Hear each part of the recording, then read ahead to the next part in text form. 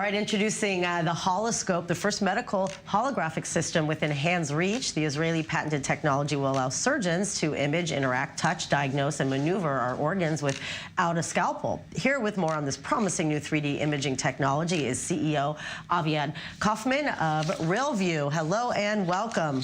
I'm not worthy. You know, all these times you say something's not brain surgery or rocket science, then there are real people that are able to do these types of things. You know, I want to start with kind of what's missing in the current 3D technology, you know, that's being used in these times where advancements are happening all the time. Sure. So thank you for inviting me and having me here, first of all. The world of medicine today, and specifically the world of medical imaging, is totally become a 3D world. So the body is being pictured with 3D imaging using whether ultrasound or 3D CT or 3D MRI, but still all this information is being viewed confined into 2D screens. And so this is the part that is missing. It's 3D but shown on a 2D source. Everything is 3D from cardiology to obstetrics, but still being shown on a 2D screen. And what we've developed is a technology that allows the physician during a procedure to actually hold the heart in his hand. So you take the image and you have it now in your hand. It's totally accurate. It's like printing 3D, but in real time in the air. So this is being used for actual medical procedures, cardiology procedures. Minimally invasive procedures in which the physician doesn't really open the chest, but is now totally dependent on the 3D imaging in order to do his procedure. So how does it work? So like if you're, you know, I've seen the visuals, like you're looking through, you know, a device, you have it in your hand. So what is the patient doing? Is the patient awake, medicated to do these things, or they're just sitting there while you're over them, holding your hand over them, not being able to see what you see? So typically in these procedures, the patient is lying down just like in surgery, usually or most of the cases under anesthesia.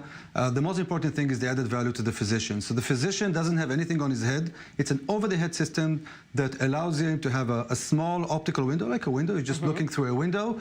And through this window now, he has the hologram of the heart of the real patient in real time. It allows him to see it very clearly, just like I can understand where my fingers are and where the catheter is, in opposed to the tissue.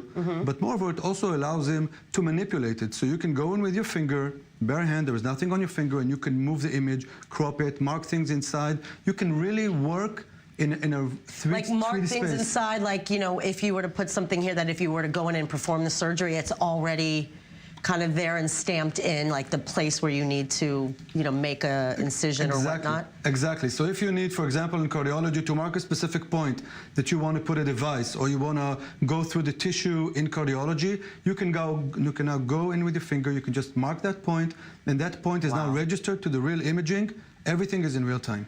So in what uses is this going to be most productive? Is this meant kind of an exploratory procedures, pre-op, like coming up with a, you know, a game plan for surgery? Is that what it's used for, or in the actual operation? The biggest value, and this is where 3D is most heavily used today, not many people know that, is in actual surgery. So today in cardiology, in what you call structural cardiology, structural problems of the heart. This is the big issue today in cardiology. This is the most growing market in cardiology. People are already using 3D. We're not changing the fact that people are using 3D holograms, or 3D ultrasound, or other 3D imaging modalities as part of the procedure. What we are allowing is the next step. We're empowering all these procedures by allowing them to see the information very clearly, to manipulate it, and that leads to shorter procedures, more accurate procedures, and at the end of the day, this is beneficial for the physician because he can do things better. Of course, this is good for the patient as well, but also for the hospitals. Less time, less radiation, more patient flow,